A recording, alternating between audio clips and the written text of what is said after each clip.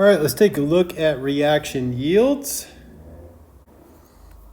And we're going to start by taking a look at percent yield. So the mass of a product calculated according to stoichiometric relationships is what we call a theoretical yield. Another way of putting that's the yield that you get with pencil and paper. Okay, so when you're doing the stoichiometry on a piece of paper and you're using your calculator and you figure out what the yield is or how much you should form, that's what we call a theoretical yield. And that's like, if everything worked perfectly, that's theoretically what you would get. But when reactions are carried out in the lab, less product is always obtained than the theoretical yield due to side reactions. So we have these other side reactions that are taking place. And so instead of getting the theoretical yield, we always get a little bit less. Side reactions, these are reactions that do not give the desired product. They might give some other product that maybe could be used for something else, or it might be just something that you have to throw in the waste. So measured mass of product obtained in an experiment is what we call an actual yield. So to calculate percent yield, we're going to take our actual yield divided by our theoretical yield and multiply it by 100%. So let's take a look at an example that involves percent yield. As we've discovered, urea is a waste product of many living organisms and is the major carbon compound in human urine. A chemist wants to produce urea by reacting ammonia and carbon dioxide. The balanced equation for the reaction is shown here. So we have 2 moles of ammonia plus carbon dioxide gives us urea plus water. The chemist reacts 5 grams of ammonia with excess CO2 and isolates 5 grams of solid urea. Calculate the percent yield. So when they're telling you here that you're getting 5 grams of solid urea, that is the actual yield.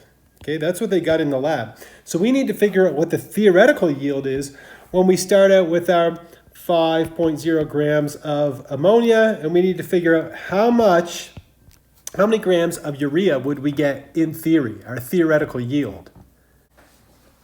Okay, so we're going to start out with our 5 grams of ammonia. So we've got 5.0 grams of ammonia, and we're going to figure out how many grams of urea we're going to produce. So we're going to start by converting the number of grams of ammonia into moles of ammonia, and we know that in 1 mole of ammonia, we have 17.0 grams of ammonia.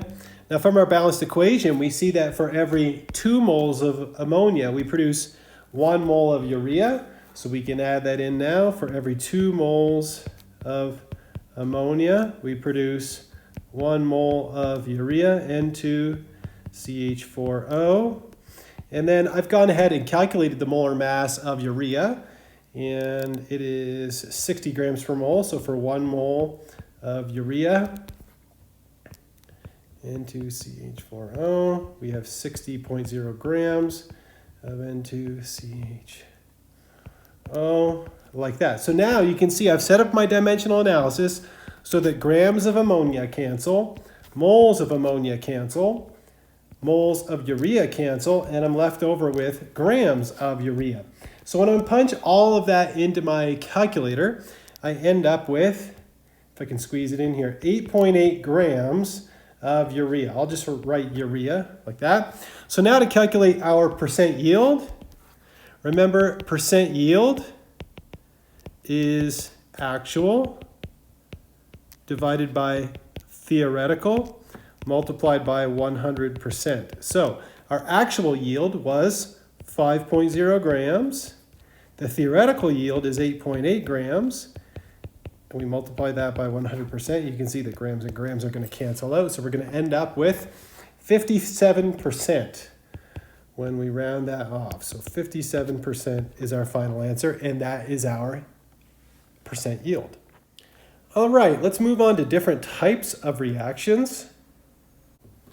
And this slide says a large number of chemical reactions are known to occur, but only a relatively small number of them are discussed in this book. So reactions can be classified as either oxidation reduction or what we call redox reactions. So I'm not going to say oxidation reduction. Usually I'll just say redox reactions or non-redox reactions. Once you break down reactions into being either redox reactions or not redox reactions, then you can subdivide them into other categories like combination or double replacement, what have you. And so you see that shown here. We have any kind of chemical reaction is going to be either a redox or a non-redox reaction. And you notice that if it's a redox reaction, it could be what we call a decomposition reaction. It could be a combination reaction, a single replacement reaction, or a combustion reaction. But you probably also notice very quickly that in the non-redox section, we have decomposition reactions there as well as combination. So combination and decomposition reactions, both of them, sometimes they could be a redox and sometimes not a redox. However, single replacement and combustion, these are always going to be redox. These will always be redox, no questions asked.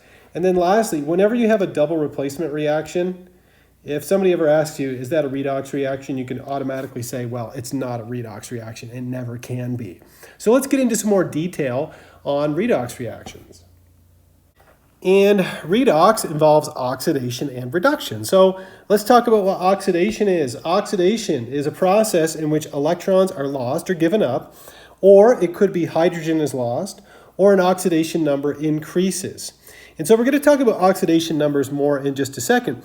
But you can see here that you can define oxidation as either electrons are given up or lost, or hydrogen is lost, or oxidation number increases. I would also add to this, I would also add combination or adding, I'll put here, adding to oxygen or combining with oxygen. Let me put it like this, combining with oxygen. And you can see here we have iron plus oxygen, so we're combining with oxygen, so this is an oxidation process. Now, reduction, on the other hand, is the opposite. It's a process in which electrons are gained. So we could have electrons that are gained, or a hydrogen is accepted. So instead of a hydrogen being lost, hydrogen could be accepted, or an oxidation number decreases. And so you see here, since hydrogen is being accepted in this reaction, we have copper 2 oxide plus hydrogen, gives us copper and water. Since hydrogen is being accepted, this is definitely a reduction reaction. So you're going to want to do some practice where you're going to want to look at some reactions and practice identifying them as being oxidation reactions or reduction reactions and memorizing these reasons why. And this table here, table 4.1, I would recommend memorizing this. It's really going to help you identify oxidation and reduction reactions. So again, just to rehash, okay? Oxidation is either when you're combining with oxygen or losing hydrogen, losing electrons, or an increase in oxidation number. Reduction is when we lose oxygen, or if you're combining with hydrogen, or if you're gaining electrons, or there's a decrease in oxidation number. Notice that, let's say you have a reduction reaction. If you're losing oxygen, it doesn't mean you're going to combine with hydrogen both, okay? It just means as long as you meet one of these criteria, it would be a reduction reaction, okay? So oxidation numbers or oxidation states. Let's take a look at that. So oxidation numbers, and sometimes I'll call them oxidation states, are a number that's assigned to an element within a compound after it forms, after its atoms have lost or gained electrons. And so you see oxidation numbers are down here. So if you're wondering, oh, I thought these were charges. No, charges are superscripts, right? If you have +1 or something like that, right? This is a charge. A superscript is a charge. So when you have a number written below, that's an oxidation number. And there's actually a whole series of rules that have to be learned in order to determine what oxidation numbers. We don't cover those rules in this class, but if you take General Chemistry 1, you will go over the rules for assigning oxidation numbers. But for now, we're just going to give them to you, and we expect you to be able to look at them and say, oxidation is occurring here or reduction is occurring here. So before we identify who's being oxidized and who's being reduced in this reaction down here at the bottom, I want you to remember something. Electrons are what? Electrons are negative, okay? So if you gain electrons, it's reduction, right? Oxidation is going to be losing electrons. So if you're losing electrons, you're going to become more positive. But if you're being reduced, it's going to become more negative. So if we take a look at the sulfur, you see it's going from an oxidation number of 0 to +4. Well, to go from 0 to +4, did it gain electrons or lose electrons? It lost electrons. And so if it's losing electrons, that means the sulfur is undergoing oxidation. I'm just going to put OX like this. And if we look at the oxygen, it's going from 0 to -2. Well, how did it do that? It gained electrons, and therefore this is reduction. One of the mnemonics that you might use to help you remember oxidation and reduction is oil rig. Oil rig. And so oil stands for oxidation is losing electrons, and rig stands for reduction is gaining electrons, like that. Okay? There's another one, which is Leo. The lion says GER, so Leo loses electrons, oxidized. GER is GER, gains electrons, reduced. But my students tend to prefer the oil rig one. Okay, now besides just looking at the oxidation states, which I did in the previous slide, it says here that with respect to oxidation, the sulfur being oxidized, there's 3 indications it says that oxidation has taken place. The first one is you see the sulfur is combining with oxygen. Well, if it's combining with oxygen, it's being oxidized. The second one is the oxidation number goes up from 0 to +4, so that means it lost electrons, right? Remember, oxidation is losing electrons. And the last one, the way it's worded is kind of interesting, but it says this change in charge results when the sulfur atom releases 4 electrons that have a plus. This is a mistake. It should say a -1 charge each. So you lose 4 electrons. So if you take 0, subtract -4, what do you get? You get +4, right? And then for the reduction, it says there's actually 2 indications that reduction has taken place. Number 1, the oxidation of the oxidation number of the oxygen decreases. So I went over that in the previous slide. Also, it says this change occurs when each uncharged oxygen atom in the O2 molecule accepts 2 electrons. I would say these 2 are kind of related to each other. But anyway, again, I'm repeating myself here quite a bit. But the oxygen is going from 0 to -2, so it's gaining electrons. And you remember reduction is gaining electrons. So there you go. Now, not only do you have to be able to identify species that are being oxidized or reduced, you also have to be able to identify reducing agents and oxidizing agents. So look, if you have a redox reaction, remember this. If oxidation is occurring, reduction is occurring. If reduction is occurring, oxidation has to be occurring. They cannot occur by themselves. They always have to occur together.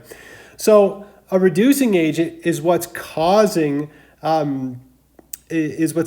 the reduction to happen. So it's whatever is being oxidized is the reducing agent. Conversely, the oxidizing agent is what's being reduced because it's causing the oxidation to occur. So if you take a look at what's happening here, you see that in this biochemical reaction that's occurring here, you have some kind of organic molecule that's donating hydrogens to NAD+. So if it's adding hydrogens, that means the NAD+ is being reduced, right? But if the NAD+ is being reduced, that means it's causing the oxidation here, right? Because you have this organic molecule that has 2 hydrogens, and now it lost them, and it became oxidized. So that means the NAD+ must be the oxidizing agent. Furthermore, you see the NAD+ is being reduced, so that means that the organic molecule is going to be the reducing agent because it's being oxidized in the end. Hopefully that makes some sense if you have to read it again, but there you go. So that's identifying oxidizing agents and reducing agents. All right, here we have a great question. Use oxidation numbers that are shown here to identify oxidizing and reducing agents. So I'm going to move over to another slide where I have a little more space. So in the first one, in A, you can see that the aluminum is going from 0 to +3. So it is being oxidized, and you can see that the oxygen is going from 0 to -2, and therefore it is being reduced. Okay, it is being reduced. So if the aluminum is being oxidized and the oxygen is being reduced, that would mean that the aluminum is the reducing agent. So we'll put down here, aluminum is reducing agent. And if the oxygen is being reduced, that means it's causing the aluminum to be oxidized. So therefore, the oxygen is the oxidizing agent. Oxidizing agent. All right. Let's take a look at the next one. So we have CO, carbon monoxide plus hydrogen gives you water and methane. So if we take a look at the carbon first, the carbon is going from +2 to -4. So that means it's gaining electrons. So that means it's being reduced. Okay. And you can see here that you can see the oxygen isn't changing. It's going from -2 to -2. But we can see that the hydrogen is going from 0 to +1. That means it's being oxidized. So if the hydrogen is being oxidized, that would mean that the carbon monoxide is the oxidizing agent. So we'll scribble that in here. Oxidizing agent. And if the hydrogen, if the carbon monoxide is being reduced, that would mean that the hydrogen is the reducing agent. So we'll put here reducing agent. All right, let's take a look at the last one. So we have this really funky ion here. But anyhow, we have the sulfur, which is going from +7 to +6. So it's gaining electrons, and so it's being reduced. So this is reduction. All right. You see our oxygen isn't changing, but the iodine is going from -1 to 0. And so it is losing electrons, and therefore it's being oxidized. And so if it's being oxidized, that would mean that the S2O8 is the oxidizing agent. Oxidizing agent. And it would mean that the iodide ion is the reducing agent. So this would be our reducing agent, just like that. A decomposition reaction, I don't like to use the word easy in a chemistry class. I don't think it belongs in a chemistry class. But I would say that decomposition reactions are a little bit easier to identify than a redox reaction. A decomposition reaction is a chemical reaction in which a single substance reacts to break down into two or more simpler substances. The general equation for a decomposition reaction is going to be A reacts to give you B plus C, or maybe B plus C plus D, right? It breaks down. So some good examples of decomposition reactions would be this first one here. We have mercury 2 oxide, which is a solid. You heat it up, you get mercury and oxygen, right? So you have A gives you B plus C. Also, this example here where you have calcium carbonate gets heated and you end up with calcium oxide and CO2. So you see in both cases, you start with one substance and then you end up with two or more substances in your decomposition reaction. So there's a decomposition reaction. Another cool one that they showed here in this figure is if you've ever taken a bottle of hydrogen peroxide and opened it and looked at it, or if you've poured some into a glass, you'll notice that it forms bubbles. And that's because it breaks down over time. It decomposes, right? The hydrogen peroxide breaks down or decomposes into water and oxygen. And so the oxygen, since it's a gas, these would be the bubbles that you see if you pour out hydrogen peroxide. Next, we have a combination reaction. I bet you could guess what a combination reaction is. It's where you have two or more substances and they combine to form a single substance. And the general form of the equation is A plus B gives you C. Like this, here's some examples shown down here. You have magnesium and oxygen. If you've ever burned magnesium before, you know it produces a very bright white light. But this is magnesium burning in oxygen to form magnesium oxide. So you see it has the form here. A plus B gives you C, like that. Furthermore, this other example that they have shown here is sulfur trioxide plus water gives you sulfuric acid. Okay, and they put another one over here in this figure, which is if you combine hydrogen and fluorine, you end up with hydrogen fluoride, like that. Okay, so those are combination reactions. I find that in all my years of teaching chemistry, students are usually very astute at identifying combination reactions. Now, single replacement reaction is a redox chemical reaction in which an element reacts with another compound or with a compound and displaces another element from the compound. So look, something that you can memorize if you have a very good memory would be single replacement reactions, like I said, are always redox reactions. No exceptions. If you have a single replacement, it's a redox 100% of the time. No exceptions to that rule.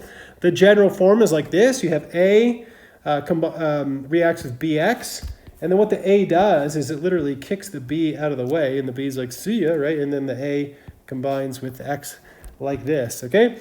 You see a couple of examples down here. You have silver nitrate plus copper, and what's happening is that the copper is displacing the silver to make copper nitrate and silver, like this, okay? Another example is carbon reacting with iron 3 oxide, and the carbon is displacing the iron to form CO2 and iron like that. So that's a single replacement reaction, and remember, these are always redox reactions.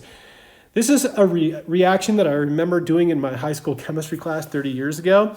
It's where you take copper wire and you put it in silver nitrate. So what they're doing is they're taking just a piece of copper wire and they're putting it in a solution of silver nitrate, which is aqueous, and then the copper displaces the silver to make copper 2 nitrate. So we end up with copper 2 nitrate, which is aqueous, and then you end up forming silver. And so this kind of crust that's formed on here, that is actually silver, believe it or not. Anyhow, silver in the solid phase. And this wire here, that's the copper wire that you started out with. Anyhow, you can see that this equation isn't balanced, is it? Right? You'd have to have a 2 here and a 2 here like that to balance that out. But that would be another example of a single replacement, or sometimes we call it a single displacement. They both mean the same thing. Okay, so next are double replacement reactions. And unlike the single replacement reactions, which were always a redox reaction, a double replacement reaction is never a redox reaction, no exceptions. Okay, so double replacement works this way. It's a chemical reaction in which two compounds react and exchange partners to form new compounds. So the general form is, as you see here, you have AX plus BY, and you can see that the X and the Y switch places. So now we end up with AY and BX. Here's an example shown here. We see hydrogen or hydrofluoric acid reacting with sodium hydroxide. So the fluoride ion and the hydroxide ion are going to swap places. So we end up with sodium fluoride. And when the hydrogen ion, the H plus ion, reacts with hydroxide, you end up with water. So let me just see here. There we go. So we end up with water from that combination, and then we end up with sodium fluoride as well. Maybe I should fix this. There we go. So I knew there was something funny about the way I drew that. So there we go. There you go. So the sodium and the hydrogen swap places, so you end up with sodium fluoride and water, in this case, in your double replacement. So again, general form is something that looks like this. Also, I should point out one more thing, which is that another word or another name for a double replacement reaction is a metathesis reaction, okay? Don't want to leave that out, metathesis reaction. So if you hear the word metathesis, it just means a double replacement reaction. All right, combustion reactions. So a combustion reaction is a chemical reaction in which hydrocarbons are oxidized in the presence of oxygen. So if you're wondering what's a hydrocarbon exactly, I'm sure you could guess. It's a compound that's made out of only carbon and hydrogen. So it has the general formula CXHY, right? For example, methane would be an example of a hydrocarbon. It's the simplest possible hydrocarbon that there is. So the general form of the equation of combustion is going to be your hydrocarbon plus oxygen gives you CO2 and water, and of course you release energy along the way in the form of heat or light. Anyhow, so an example is the combustion of methane. So methane plus oxygen gives you CO2 plus water. And this over here, where it says 890.4 kilojoules per mole, that represents your energy that's released when you burn 1 mole of methane.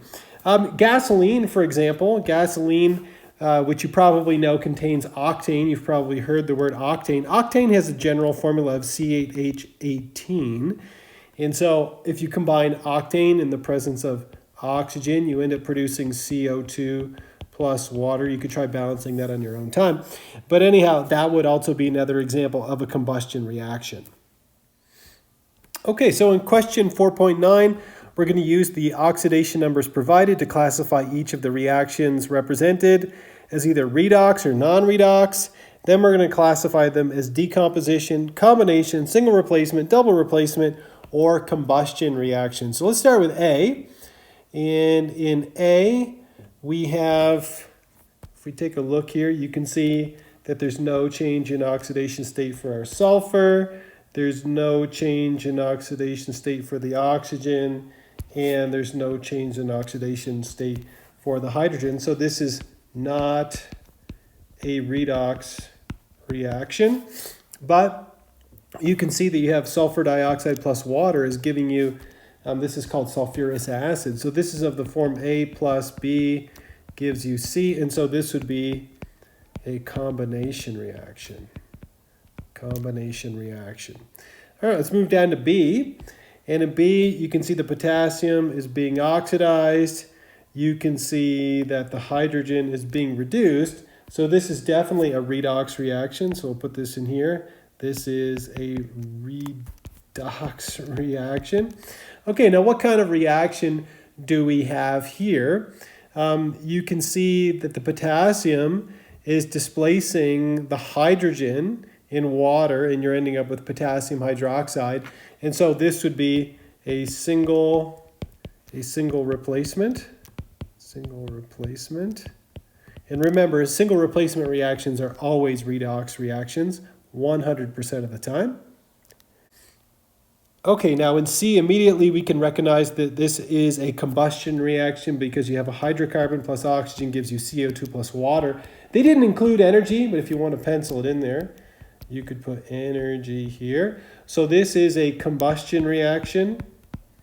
Combustion reactions are always redox reactions 100% of the time, and you can see that the carbon is going from a fractional oxidation state of -2.5 to +4, and you can see that the oxygen is going from 0 to -2. So this is certainly a redox reaction, and again, it's a combustion reaction, and like I said, all combustion reactions are redox reactions. All right, the last one is barium chloride plus sodium carbonate. It gives us barium carbonate and sodium chloride. So you can see the barium is combining with the carbonate and the sodium is combining with the chlorine like this. And so this is a double replacement reaction. So we'll put down here double replacement. You might remember that the other word that we had for this is metathesis. And you probably remember that double replacements or metathesis reactions are never redox reactions. So we'll put here not redox. And you can see there's no change in oxidation state of anything in here. All right, and so in chapter 4, you should have learned how to convert between moles, number of grams, number of compounds, number of atoms in a compound, calculate percent by mass, write a balanced chemical equation. Also, you should have learned how to use the mole to do stoichiometry using a balanced chemical equation. Use the mole to calculate percent yield, so we went over that. Identify oxidizing and reducing agents in redox reactions. And then you should also be able to identify different types of reactions, whether they are redox or non-redox, as being decomposition, combination, single or double replacement, or combustion reactions.